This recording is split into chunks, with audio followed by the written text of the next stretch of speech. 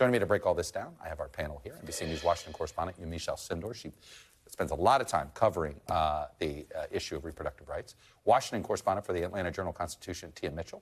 Washington Post columnist and NBC political analyst Eugene, and Republican strategist Doug Haye. Yamiche, let's just start with what we have learned in the last 72 hours. South Carolina. First, let's start with South Carolina.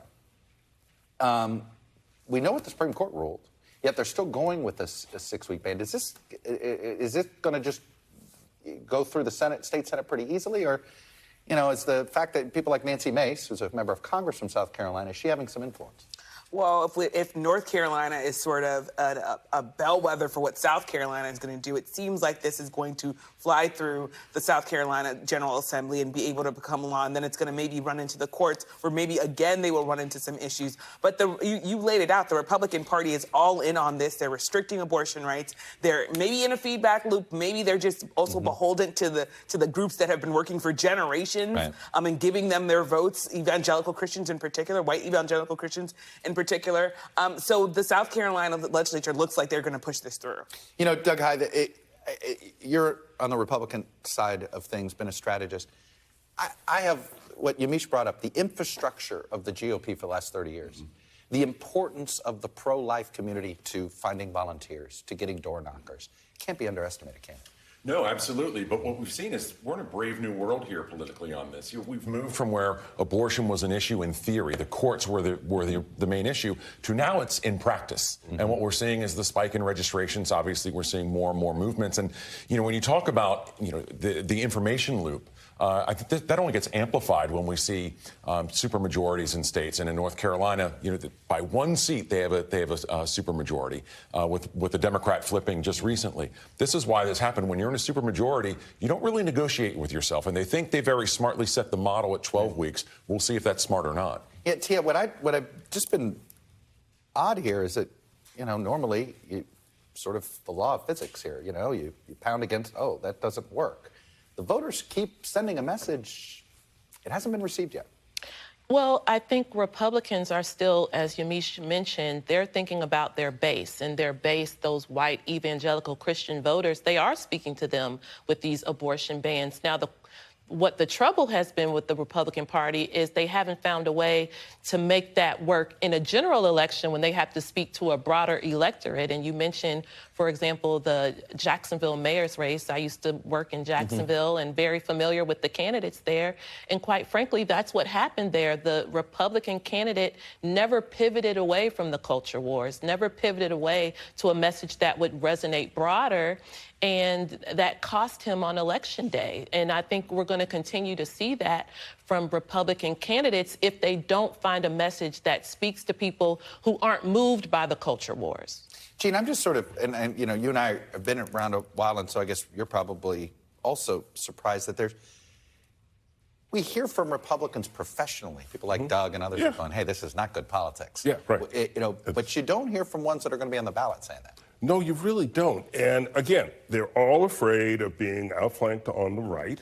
And so they feel they have to go all the way on these issues like abortion and increasingly like guns that are, you know, how do you revitalize the Democratic Party in states where it had been left for dead? Right. The answer is this is how you do it. This is how you do it at a grassroots level, and you start seeing that show up in these municipal elections, you know, these state level elections. And I think you're just going to see more and more of it. They're going too far. I'm going to play something Nikki Haley said, because she's both trying to be realistic, but at the same time not give an answer on where she wants to go. So take a listen. I think we have to tell the American people the truth. In order to do a national standard, you'd have to have a majority of the House, 60 Senate votes, and a president. We haven't had 60 pro-life senators in 100 years. So the idea that a Republican president could ban all abortions is not being honest with the American people, any more than a Democrat president could ban these pro-life laws in the states. So let's be honest with the American people and say, let's find national consensus. I guess the question I have, Yamiche, is what's the definition of a national consensus? What if I told you 65% of the country agreed that Roe v. Wade was a national consensus. Well, when she's talking about a national consensus, we have one, which is that in poll after poll, including in places like North Carolina, which just passed a new 12-week abortion ban, voters are saying they do not want more restrictions on abortion. So there is national consensus here. It's just not in favor of Republicans. That being said, it's interesting to hear Nikki Haley, who I will say has a lot of different conflicting views. She wants to talk about sort of being a child of immigrants without talking about other sort of consequences of slavery and race in general. So there are a lot of I think, messages that conflict when you look at Nikki Haley. But with this one, she's basically saying, if I could do that, if I could do a national ban on abortion, I would. But since I can't do that, let's try to find a middle ground. I don't know how that message is going to resonate with people. I don't understand what voters are going to do when they sort of really look at that. So it's confusing to me. This feels like the trap for Republicans here, Tia, which is,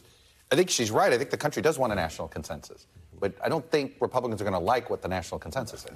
Right. I think Republicans, again, they're only speaking to a very narrow percentage of Americans, and that's not going to work. And even Republican voters will say that many abortion bans go too far. But people like Nikki Haley, when they talk about, I would love to do a national ban, they're talking to a very specific Republican voter that doesn't want to hear anything other than no abortion. We don't want it even under the circumstances that many people would say, well, at least these exceptions, rape, incest, children being impregnated, young girls. So that's the problem that Republicans find, is that they know that they're not seeking the middle ground on here, but they're not really pivoting away from it. Doug Hyde, Ron DeSantis clearly has decided, I'm going to go to the right of Trump wherever I can, and abortion is a place that he can go to the right of Trump.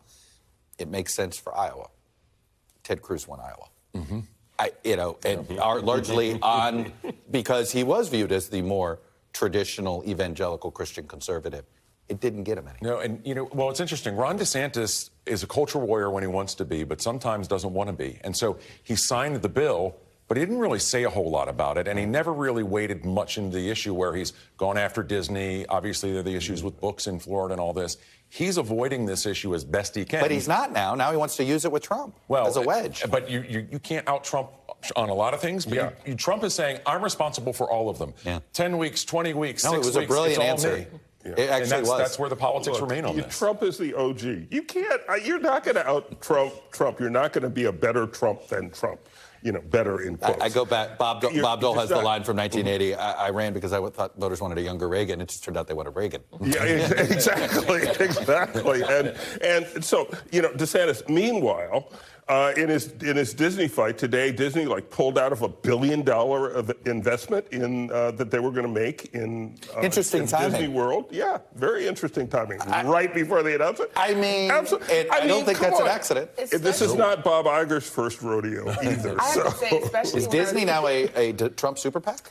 It's incredible. I was reading that story, and the median income, the median salary was going to be $120,000. I'm from Florida. That is not normal to have $120,000. That's a good job. It's a good job in Orlando. Florida. So the idea that Ron DeSantis has picked this fight and that Disney said, well, we're going to bring back Bob. We're going to have him deal with this fight. It to me, it just shows that even with especially with young conservatives, who again go back to this idea of the Republican Party is not a party that wants to influence how private businesses are doing business. I don't see how that's going to work for him. But is it? I don't know. Is the conservative movement being remade, Doug? One thing, and we've seen this in the House government shutdown fights, 2013 especially, it's not about winning the fight. It's the eagerness to fight. You can throw as many punches as you want. Fighting matters more than winning or losing. Absolutely. You don't have to land the punch or win the round as long as you say the word fight as often as possible. And I also think, to your point, some of it is just selling the fight, on conservative media. Look what I'm doing. Look what I'm doing. Look how I'm willing to go up against Disney and their woke culture. And so in a lot of ways, perhaps those people who are watching that messaging from very tailored conservative outlets, they're not going to believe that they're losing the fight against Disney. They think that DeSantis is showing Disney who's boss. And even if he doesn't, it's that he's willing to fight. And the thing I hear from Republican voters back home in North Carolina is, I just want somebody who's going to stand up and fight. Well, in Florida, I saw one report from the Villages, the huge retirement community, where there were people saying, rah, rah, go ahead, DeSantis. give it to Disney. But not everybody lives in the villages. Not everybody is over 65. Not everybody is that voter. Now, Ron DeSantis, might get a lot of those voters. But I just don't know. What's been interesting is the way he's dealt with this announcement, Yamiche. First of all, I think we're on our 5th announcement that he's going to announce, right? Like look, this isn't the first time this stuff is done that, but he's constantly, I feel like, sending message to donors. Like they're constantly worried because donors are not. How many times have we gotten stories? Yeah. Donors don't like the Disney stuff. Donors don't like. Boy, he's much more conservative than we thought he was. It seems like he's still testing the waters and testing the waters, but the waters aren't really getting warmer. They're just sort of lukewarm, and we're not sure if he's ever really going to get in. Well, you know what they say: the water's cold. If you just jump in, eventually it'll warm up, right? Hopefully for him, that's what he's hoping. Hope is not a strategy. No, it's not. No, it is. Tia, should we start asking about Brian Kemp?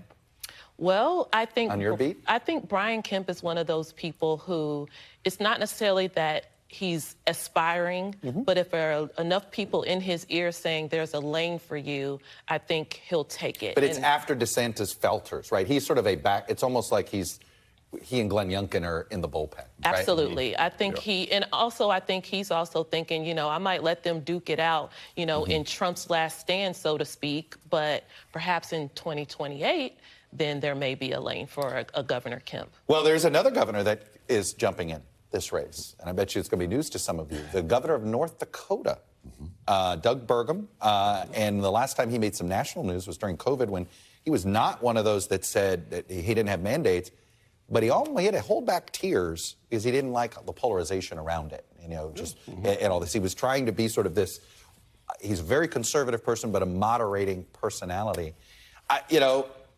I guess come on in, the water's lukewarm. There's always one of those. I didn't know he would run. Kind of like when Paul Tsongas ran. Right. Well, when you start with a name ID of 0, there's only one direction you can go. Which is up. The question is, how high up can you go? Will he rocket to 4 points in a month or so? That's what we have to look at. But he is. I guess the more people you put into this race, the more it dilutes it. Yeah, the better it is for Trump. I think, we'll see. But a whole bunch of people against Donald Trump, we've seen that movie. We know how it came out the first time. We'll see. Well, we know the twists and turns are going to come. There's still a lot of prosecutors that have something to say. Yeah, that's true. That's true. And Bob Iger may be his friend today, but Bob Iger is probably not necessarily going to be his friend tomorrow either. Yamiche, Tia, Eugene, and Doug, thank you all. Thanks for watching our YouTube channel. Follow today's top stories and breaking news by downloading the NBC News app.